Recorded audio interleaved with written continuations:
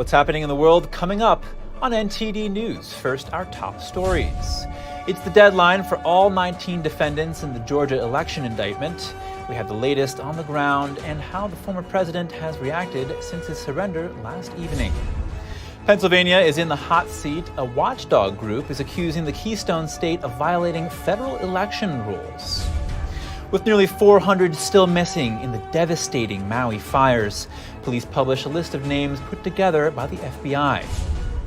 The fentanyl crisis is ravaging America, but behind the scenes are brave souls helping opioid addicts recover. We'll hear their hopeful testimony. It's just weeks away from the 2023 NTD International Classical Chinese Dance Competition. We spoke to one of the judges to learn more about the ancient art form and what the competition is looking for.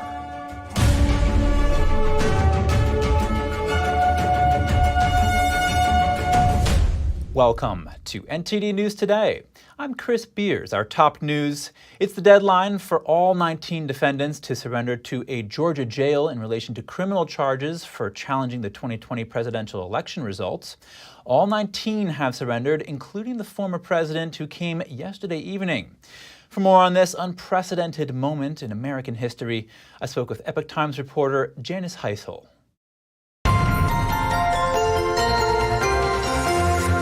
Janice Heisel, thank you for joining us. Give us the details about what unfolded at the Fulton County Jail yesterday evening. Well, yesterday, all day long, people were showing up, a lot of media, obviously, but as well as a whole bunch of Trump supporters. There were a few Trump protesters, anti-Trump, as well at the jail. But then the airspace around the Fulton County Jail was closed around 6:45 p.m. Eastern so that the former president's airplane could come into the area. And then he did surrender to the authorities there at the Fulton County Jail. And he took a mugshot as well. Yes, and actually, maybe a lot of people would think that a mugshot would be kind of a mark of shame, but almost immediately, the former president did a couple of very interesting things. As soon as that mugshot was available, he not only made T-shirts available, saying "Never Surrender" with his mugshot on it, but also went back on Twitter, which is now known as X, for the first time since January of 2021. And at last check, that particular post had over 100 million views, as far as I can recall. And how have Trump supporters been reacting to this mugshot? Well, it's a mixture. Of course, people who do not like former President Trump are kind of, parading it out there like a trophy. People who are supporting the former president are saying, isn't this just shameful? But then there are a lot of kind of funny memes that are floating around as well, saying things that he looks totally gangsta, like he looks really tough and you shouldn't mess with this man, is the kind of expression on his face that a lot of people are talking about. And Janice, House Judiciary Chair Jim Jordan launched an investigation into the prosecution for this case yesterday. Why? Well, the House Judiciary Committee, which he heads, wants to know whether any federal funds were used to prosecute former President Trump. They're also concerned about connections between the prosecutor Fani Willis and Democrat causes, as well as the communication that she may have coordinated with President Biden's Department of Justice and Jack Smith, who is the special counsel handling the federal cases against former President Trump. There's a lot to look at there. And Georgia State Senator Colton Moore called for a special session in the state Congress there to consider investigating Ms. Willis's actions as well. What's he saying about this? Well, Senator Moore actually showed up outside of the Fulton County Jail and shot a video of himself describing how concerned he is about the effect on democracy, as well as he doesn't feel that taxpayers in Georgia want their money used to go after a former president for challenging an election when violent crime in the Fulton County area is apparently pretty rampant. We're talking murders and just really horrible things happening to people that they say are not being prosecuted. And he thinks she needs to be investigated for political motivation. Epoch Times reporter Janice Heisel, thank you very much. Thank you. A federal judge has tossed a lawsuit from the Republican National Committee. It accused Google of filtering the RNC's campaign emails to Gmail users' spam folders. The RNC filed the lawsuit last October and claimed the popular search engine was discriminating against it for its political views. The committee argued that filtering could hurt its fundraising efforts. Google previously denied Republican criticism that spam filters are biased against conservatives. In his ruling, the U.S. District Court judge wrote the RNC had not, quote, sufficiently pled that Google acted in bad faith by filtering their messages into spam folders. The judge also wrote that Google was protected under a federal statute that shields internet companies over third-party content they host. The judge gave the RNC a chance to amend the lawsuit. An election watchdog group called Pennsylvania Fair Elections is accusing the Pennsylvania Department of State of violating federal election rules. NTD's Daniel Monahan has more on the case. The watchdog group contends that the department is not complying with the Help America Vote Act, or HAVA. This because it doesn't make overseas voters show ID when they register to vote. HAVA is a 2002 law that dictates how elections should be run. It stipulates that the Secretary of State must verify that an applicant's driver's license or social security number matches their official records before allowing them to vote. But the group says that in 2018, the Pennsylvania Department of State said that non-matching numbers are not sufficient grounds to reject a voter application. The watchdog group says Pennsylvania is breaking another election law called the Uniformed and Overseas Citizens Absentee Voting Act. That law lets military and other citizens living abroad vote in U.S. elections. PA Fair Elections says Pennsylvania is sending out ballots to such voters before checking their IDs, which it says is against the rules. Attorney Eric Cardell says progressive groups are pushing Pennsylvania election officials to break the rules. He's drawing attention to the concern about overseas voters who may or may not be citizens deciding close elections. In the past, overseas voters were often called military voters, but the watchdog group says only around 7,000 of the approximately 27,000 overseas votes from Pennsylvania in the 2020 November election were connected to the military. The Pennsylvania Department of State did not respond to a request for comment. Daniel Monahan, NTD News. NTD reached out to the Pennsylvania Department of State for comment, but we did not hear back before broadcast. More on voting. North Carolina's Democratic Governor Roy Cooper vetoed an election bill yesterday. The Republican-led legislation would make sweeping changes to the state's voting laws. Here's Cooper explaining his decision. This attack has nothing to do with election security and everything to do with keeping and gaining power. The veto is likely to be overridden by the state's GOP-controlled General Assembly. Senate Bill 747 was passed last week. It would eliminate a 3-day grace period for receiving absentee ballots and would extend the period for challenging such ballots to 5 days after the election. The law would also impose new requirements for those registering and voting on the same day and would allow election observers to move freely about voting locations instead of being confined to a specific area. Republicans argue the bill strengthens North Carolina's elections and helps to prevent fraud. After the break, the U.S. Treasury is estimated to borrow more than $1 trillion in debt this quarter. The national debt is nearing $33 trillion.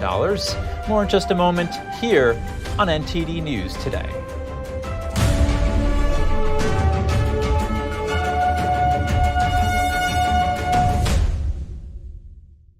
Anyone who's ever sold a home can tell you it is really hard. That's why who you work with matters. Together with HomeLight, we've helped thousands of people sell faster and for the best price.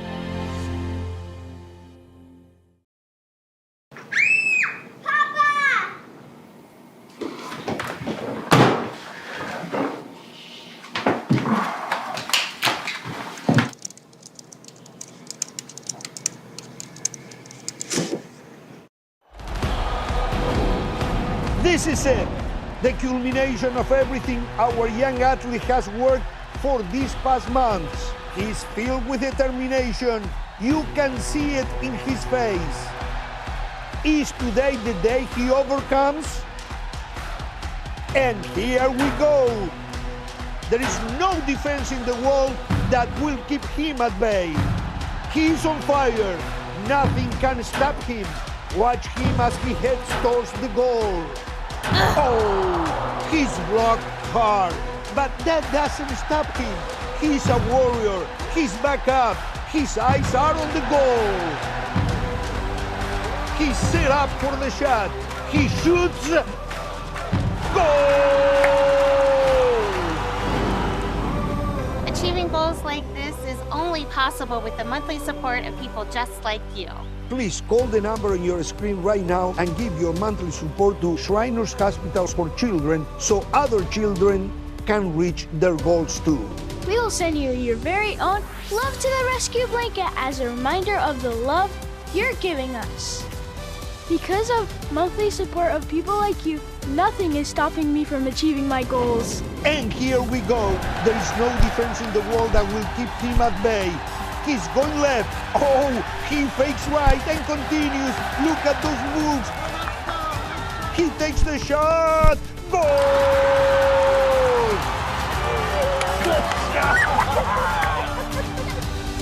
Please call or go online now. If operators are busy, call again or go to loveshriners.org to give right away. Your monthly gift helps kids achieve their goals. Goal! I am Li Qing-yung, the founder of Kwai Shan Fang. In Taiwan, we have the world's largest cypress forest. My father especially loves the forest scent emitted by the cypress forest. To bring the forest's fragrance to my father and family, I founded Kwai Shan Fang. We aim to provide you with the most natural cypress forest essence.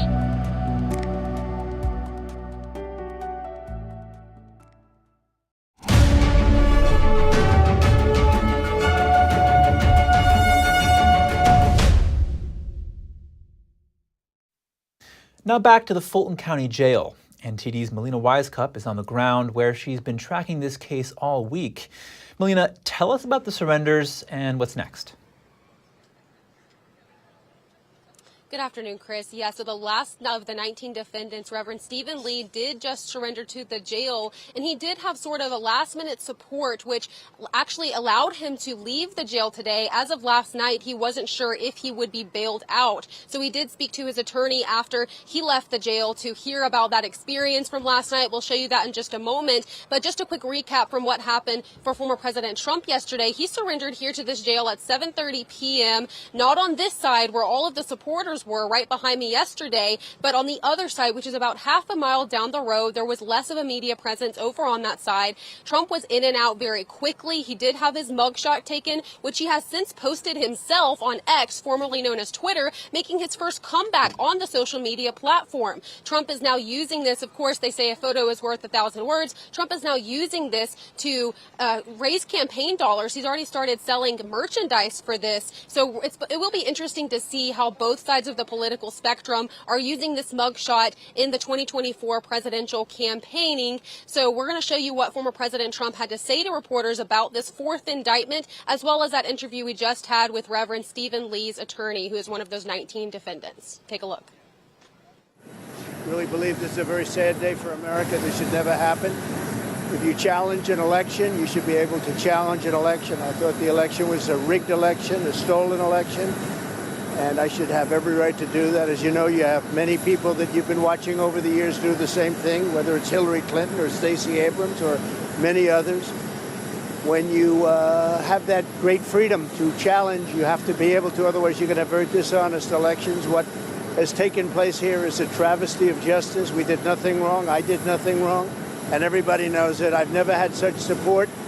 And that goes with the other ones, too. What they're doing is election interference. They're trying to interfere with an election. There's never been anything like it in our country before. This is their way of campaigning. And this is one instance, but you have three other instances. It's election interference.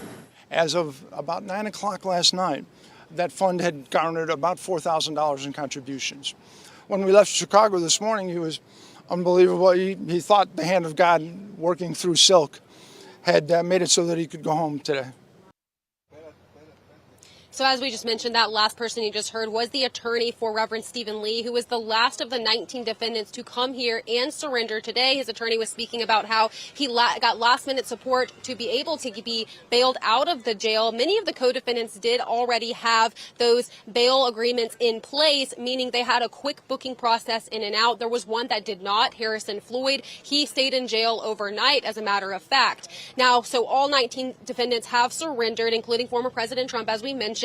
As for Trump's case moving forward, well, he did not try to move his case to federal court yet, which is something we thought we would see, especially after those other former officials such as Mark Meadows and Jeffrey Clark did file to move their case to federal court on the grounds that they were acting officials at the time that those actions took place. We have not yet seen that come from Trump's lawyers just yet. Now, he did replace his lead lawyer just yesterday ahead of surrendering here to the jail, and he also filed a motion to oppose a set October 23rd trial date for one of those co-defendants, saying that he wants to separate himself from any such requests in the future. So these are the things we are looking at moving forward. When is that trial date? When will we see the former president come back here to Georgia to make his way to the courtroom for that arraignment? Chris?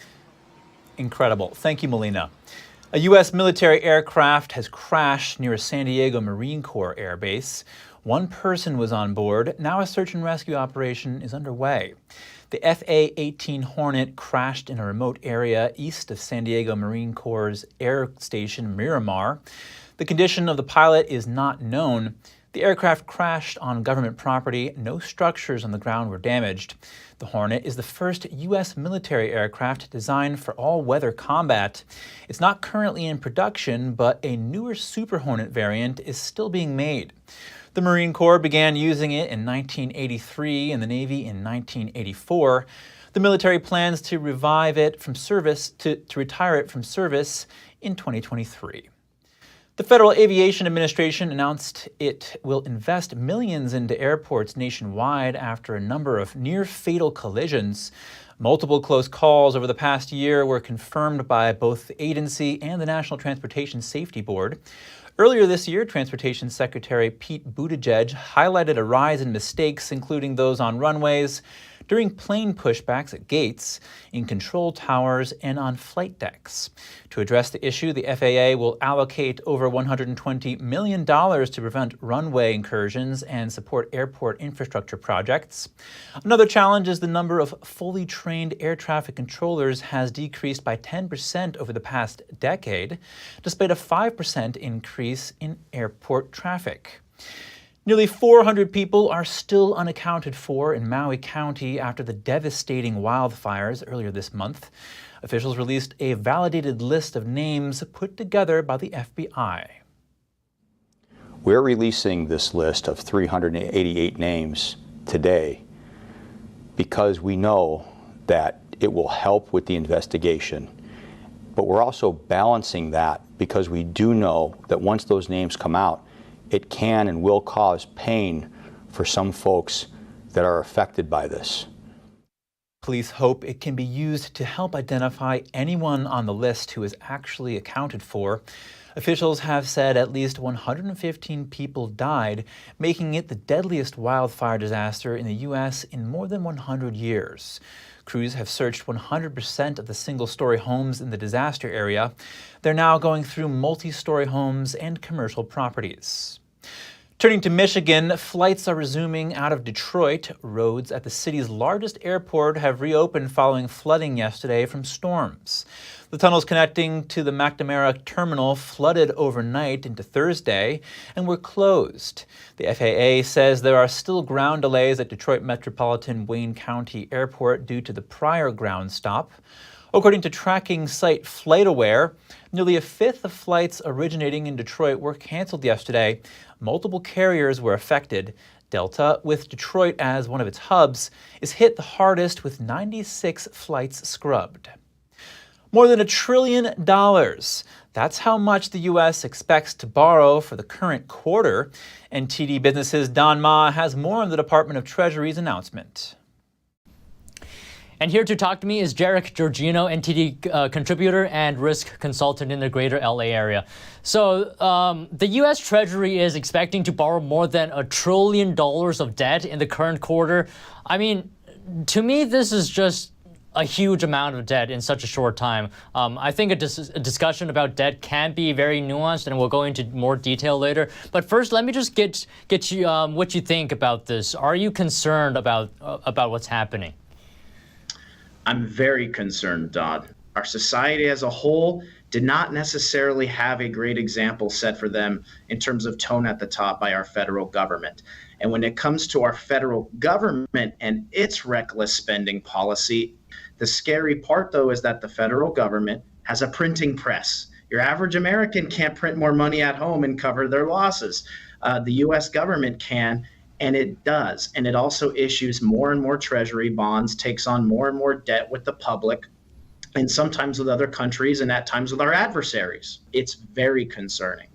So I want to pose this point. You know, if I'm being fair, we're spending a lot, but there's arguments that fiscal spending and injection of liquidity into the economy could actually keeping the recession that we've been talking about since last year, could be keeping the recession at bay. Okay, so that puts inflation completely off to the side and at all costs prioritizes preventing recessions and so forth. Printing more money, issuing more debt, injecting more into the money supply. Our country has shouldered itself with an unfathomable amount of debt that may not sit on the shoulders of current generations, but will sit on the shoulders of generations yet born. How do we fix this? You know, what are the solutions? Has the ship sailed? I think the ship might have sailed, but as a country, we can't think that way. We're Americans. We problem solve. That's what we do. But I don't think the problem solves itself. We have to solve it. And the only way we can do that is through honest, imprudent discussions about where our money is being spent. It's an issue that I think Americans, per polling from Pew Research and AP and others, are starting to take more seriously and care about. 57% of Americans I saw in a poll care about the national debt as a serious issue. But that's not reflected in the agenda of our lawmakers. All right, very comprehensive discussion today. Thank you so much for your time, Derek. I appreciate it as always, Don. Thanks for having me on. I look forward to next time. When we come back, Republican presidential candidates are missing something, a healthcare agenda. That's according to a former U.S. representative. We'll have her take. And how can those struggling with opioid addiction break free? We'll hear from a few people who every day help addicts recover when we return.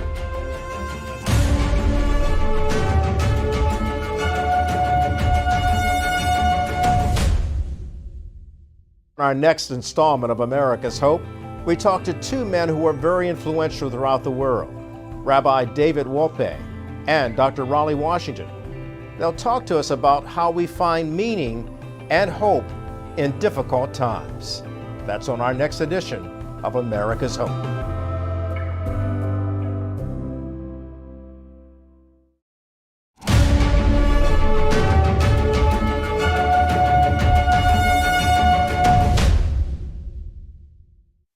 Thanks for staying with us.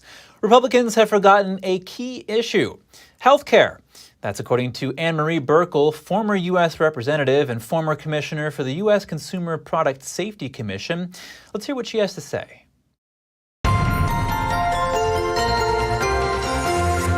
Anne-Marie Burkle, thank you so much for joining us. Thanks for having me, Chris. Good morning. Anne-Marie, talk to us about the predicament senior citizens find themselves in regarding the cost of healthcare and prescription drugs. So, I'm sure many of your viewers watched the debate last couple nights ago, and there's an ongoing debate in Washington that unfortunately doesn't include the Republicans. They really don't have a healthcare agenda. Healthcare, although it's been on the minds of so many Americans, particularly the seniors, was not mentioned in the debate. So my concern is that the Republicans in the Senate and in the House, they're not far behind the Senate, they're really defaulting to Bernie Sanders' agenda and how we'll move forward with healthcare in this country. And why do you think that is? That's a great question. I feel that on one level, they haven't taken the time to figure out what the agenda is for healthcare, although we know it's on the minds of the American people. But beyond that, I think they don't understand what Bernie Sanders is proposing. Now, Bernie Sanders, as you know, is an avowed socialist, and he is trying to get towards a single-payer system in this country.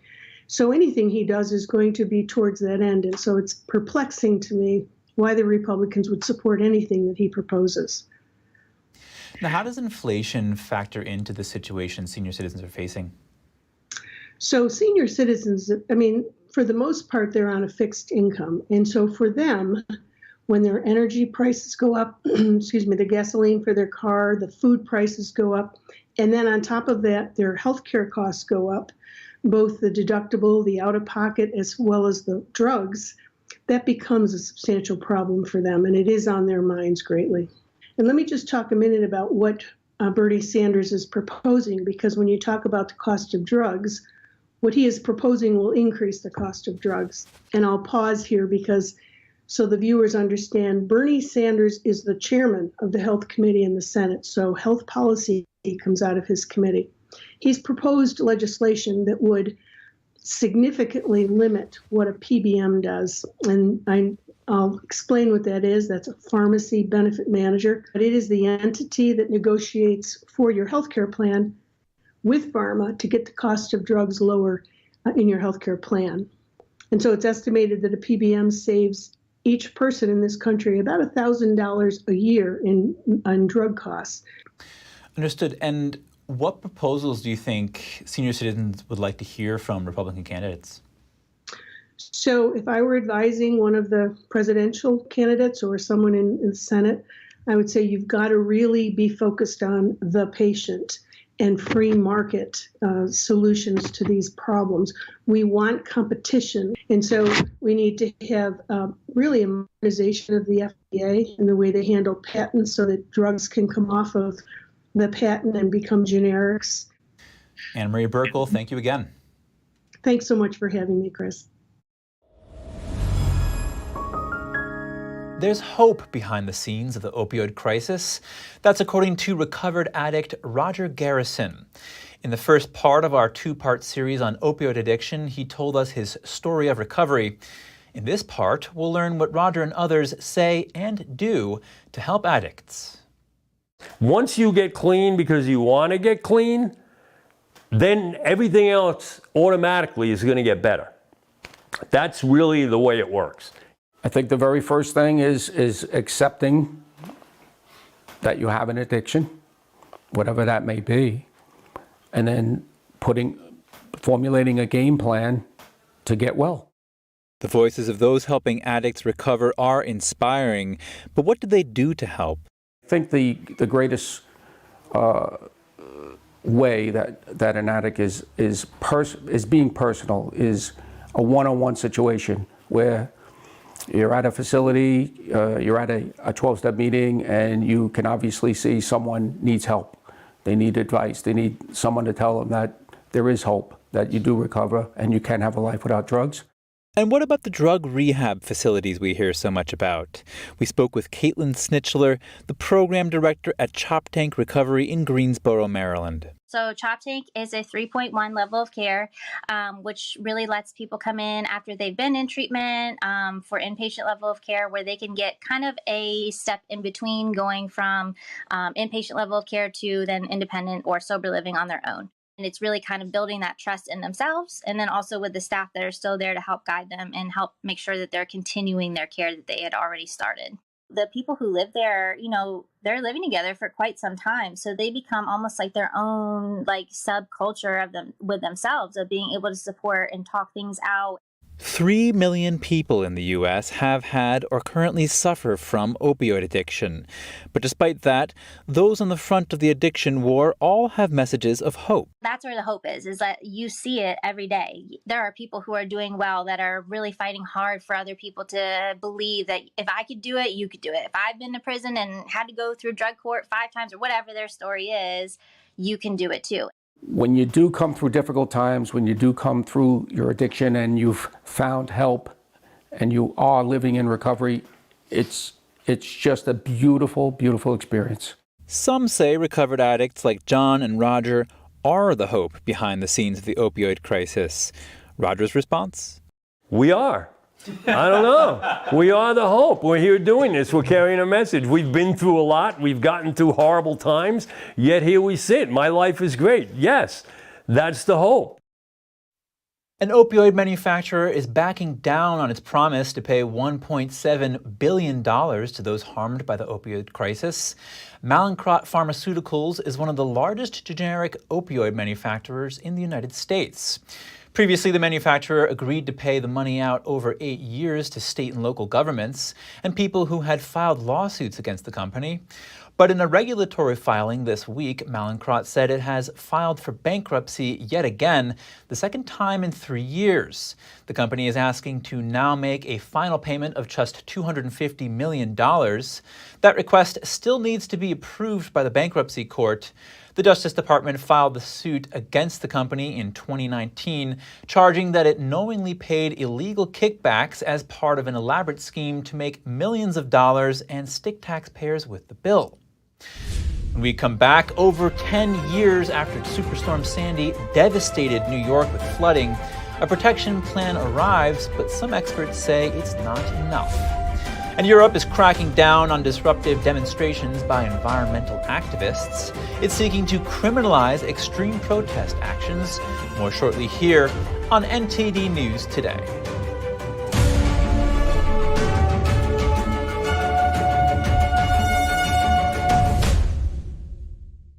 Stay tuned to get 2 rolls of alien tape free. You wouldn't stick your mother-in-law on the wall, but you could with alien tape. It just sticks. Just peel and stick to make anything stay in place quick. Brick, pavers, marble, tile, plastic, even leather. Nothing works better than alien tape. You wouldn't stick your fishbowl on a moving car, but you could with alien tape. The secret is nano-stick technology that grabs and locks on to secure one side of the surface to the other. Alien tape secures in seconds, then twist, pull, and rinse to reuse. Call or go online to get your first roll of alien tape for just $19.99, plus shipping and processing. But to make this deal really stick, we'll give you 2 more rolls absolutely free. You get 3 rolls of alien tape for one low price. Order now. To order, call 1-800-490-1364 or go to tryalientape.com. So call 1-800-490-1364 or order online at tryalientape.com. Hi, I'm Susan Lucci. I never thought about heart disease until I had my own heart event.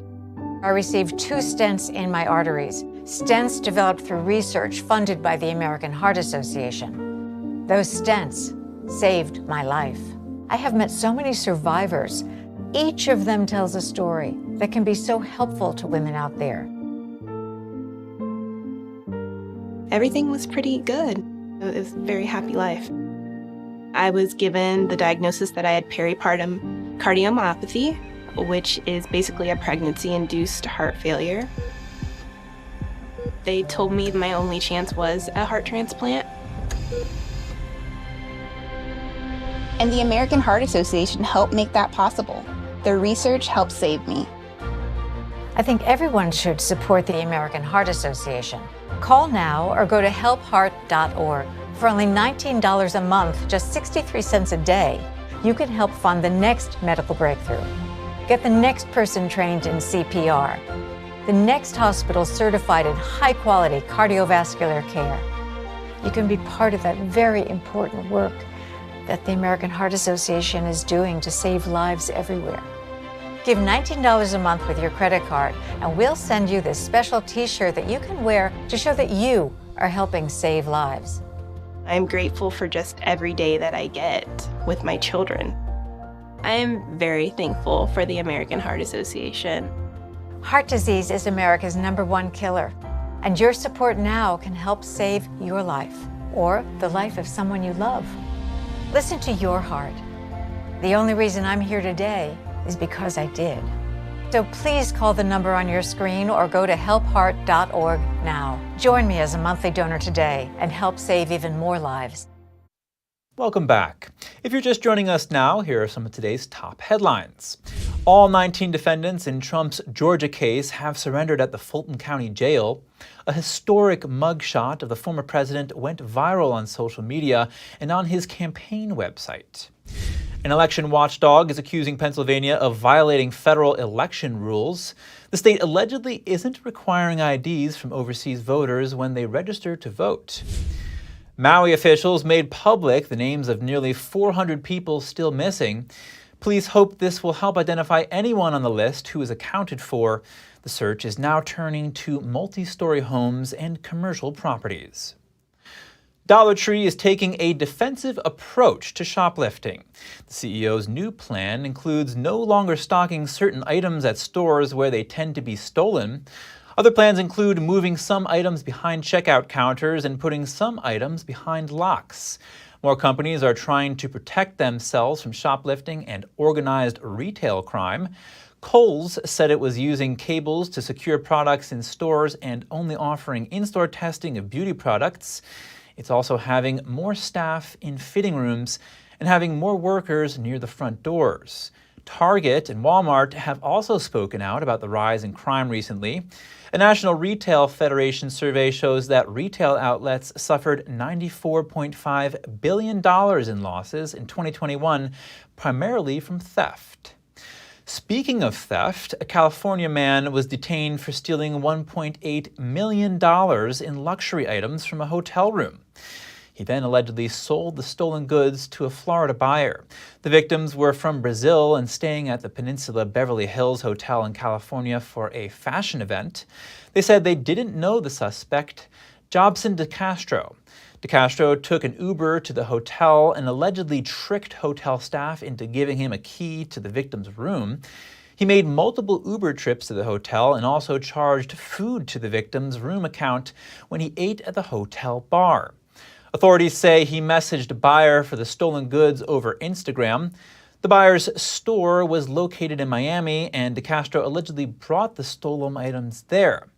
Authorities tracked him using GPS data from his Uber rides and via Apple AirTags located in one of the suitcases. Authorities also discovered DeCastro is being investigated for a separate hotel theft. It's been over 10 years since Hurricane Sandy wreaked havoc on the East Coast. The question of how to best protect the New York-New Jersey harbor from flooding is still under debate. Here's the story. In the fall of 2012, Superstorm Sandy crashed into the coastline of New York and New Jersey, with a storm surge so massive it ripped homes off their foundations, shattered boardwalks, devastated subway tracks and tunnels, and blacked out lower Manhattan. It took the U.S. Army Corps of Engineers 10 years to produce a protection plan to defend the area from the next such weather event. The Corps recommended a robust and complex system of barriers, flood walls, berms, and levees, with a price tag of $52.6 billion. It's the most ambitious plan in the Corps' history. The project is set to go before the U.S. Congress for approval. But a coalition of residents, environmentalists, and climate activists say the plan is focused on preventing the last crisis, not the next one.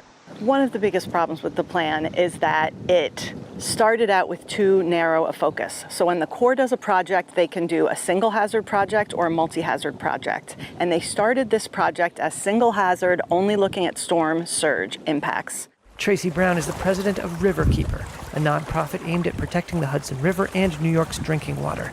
What it needs to be is a multi-hazard plan, because in addition to having storm surges, we have these heavy rain events where we are seeing loss of life and incredible damage to property. We have sea level rise, creating monthly flooding in more and more communities now. So if we don't start with the multi-hazard approach and say this is what we're going to address, we're just going to end up with a hammer that hits one nail. And we have many nails and many challenges.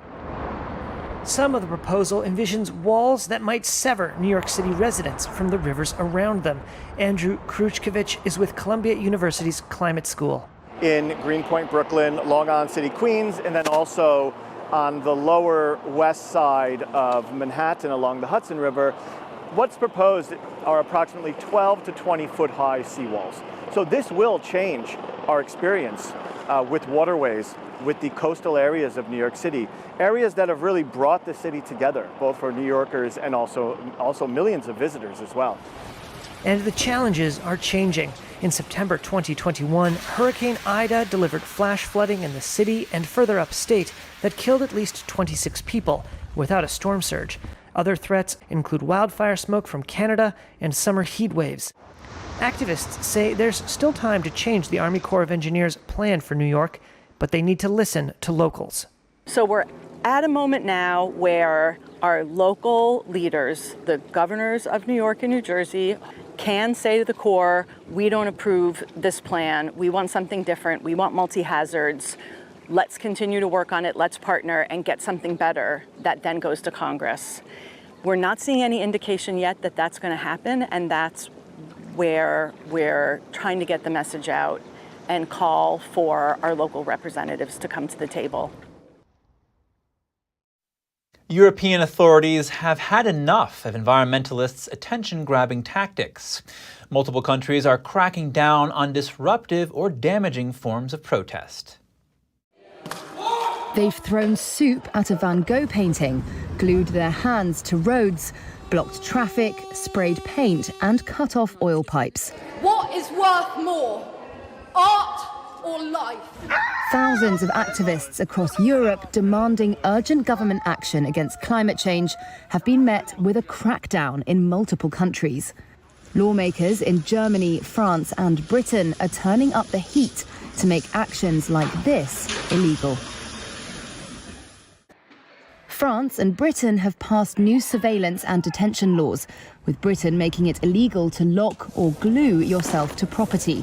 Deputy Speaker, it is as always. Activists say they turned to direct action after the failure of other protest strategies. Deliberately inconveniencing their fellow citizens. Police confirmed that France has used an anti-terrorism unit to question some climate activists. The governments in Germany and Britain say the response to the protests is aimed at preventing damaging criminal actions. The French government declined to comment for this story, but has previously said the state must be able to combat what it calls radicalization. Policing data shows that in Berlin alone, more than 4,500 incidents have been registered against the Last Generation and Extinction Rebellion groups, causing police to spend hundreds of thousands of hours on them. German states are also widely using preventative detention to stop people from protesting. Activist anger has only been fueled by recent heat waves, wildfires and droughts. They say they're outraged by the lack of any urgent response.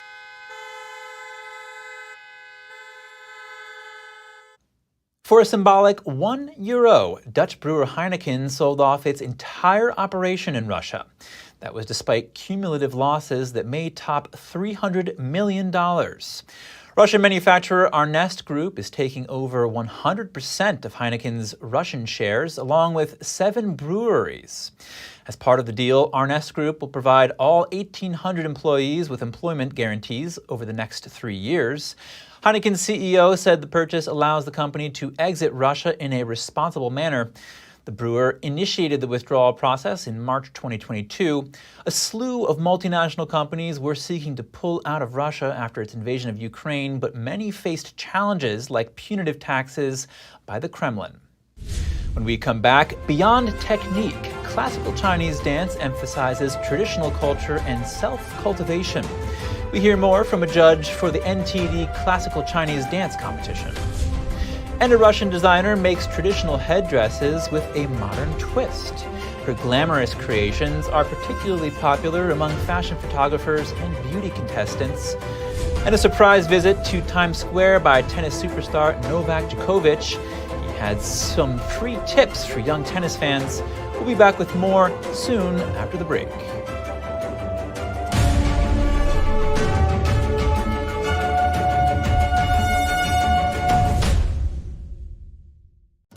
Say goodbye to harsh, bitter coffee and hello to a delicious, smooth brew. With specialty quality beans, expertly roasted in-house, you'll taste the difference with every sip. Fermented with a blend blend of 50 enzymes. Dave's coffee delivers a rich brew like no other. Made with the highest grade specialty beans available, you're sure to taste the difference. Elevate your morning with Dave's enzyme fermented coffee.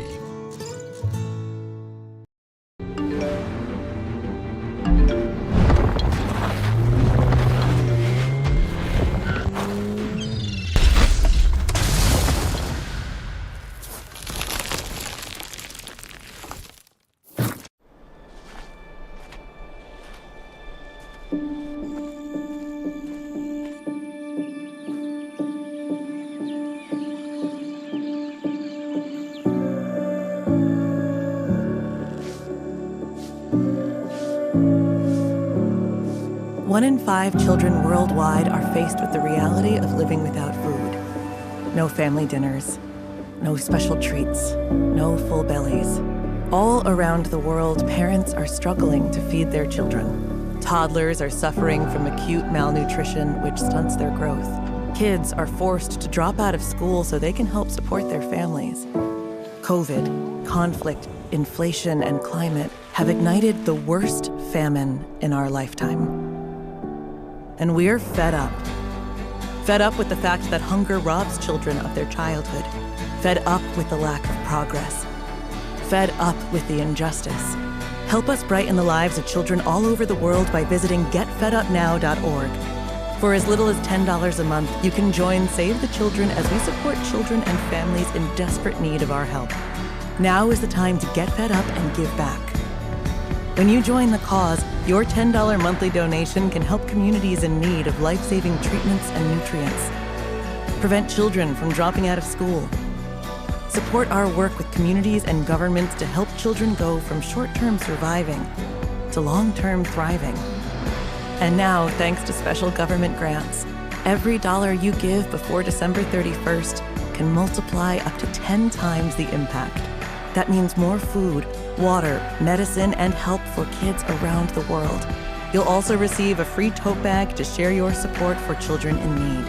Childhood without food is unimaginable. Get fed up. Call us now or visit getfedupnow.org today. Thanks for staying with us. NTD's 10th International Classical Chinese Dance Competition is on the horizon. We had the chance to interview one of the judges of this prestigious event. Let's hear what she is looking for from participants. Zhang Ming Wei is an expert and examiner of classical Chinese dance. What is required of a dance performer is that your body can speak through your art to express inner feelings. So that's a very high standard. She explains that to excel in this ancient art form, dancers should embrace the 5,000 years of Chinese culture and be able to tell stories of history and people.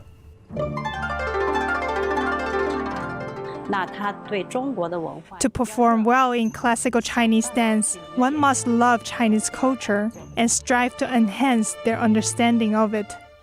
Zhang says she's looking for more than just great technique. Although classical Chinese dance requires basic skills like leaps, flips, and other difficult tumbling techniques, it's nothing like gymnastics. We are not gymnastics, we're acrobatics. Dancing is created to portray characters. That is, only when a dancer is both highly cultivated and skillful can they achieve a balance of strength and gentleness in their performances. 2023, the 10th NTD International. The NTD Dance Competition promotes authentic traditional dancing featuring pure goodness and beauty. Zhang says that dancers must improve themselves as a person before they can display beauty from the inside out. If a person's mind is righteous, then the things he chooses and the way he learns will also be righteous. Being a dancer is like self-cultivation. That means you have to let go of the negatives and highlight the positives so it can become better. The wait is finally over. Classical Chinese dance was widely introduced to the West by Shenyun Performing Arts. Artists from Shenyun will compete with participants from around the world at upcoming events. Participating in the competition is an opportunity to improve, but I think these dancers should be very experienced, so I'm looking forward to seeing them. This event is a very meaningful way to let the world and more people know about Chinese classical dance and Chinese culture. The competition is open to the public on September 9th and 10th at Purchase College in New York. A Russian designer is making traditional headdresses with a modern twist. Now her glamorous creations are featured at beauty contests. NTD's Andrew Thomas has more on the fashion statement. This Russian headdress is called a kokoshnik. Siberian designer Olga Pushkina has been producing the accessory since 2016. Her designs provide a 21st century twist on tradition. I am often criticized for the historical inaccuracy of this headgear. I would like to say that my kokoshniks, they are more fantasy, designer ones. I, as an artist, see it this way. Well, in general, people get to understand that this is a kokoshnik, although it is not historically true. Pushkina's kokoshniks are particularly popular among fashion photographers and beauty contestants. Some of her inspiration comes from other works of art. Since I have a degree in arts, I know the paintings of Russian masters, Andrei Vasnatov, Mikhail Vrubel. I always liked the way they depict women in kokoshniks, and I even had a kokoshnik of a snow maiden, which was very reminiscent of Vrubel's painting The Swan Princess. Embroidery and lace are her favorite materials.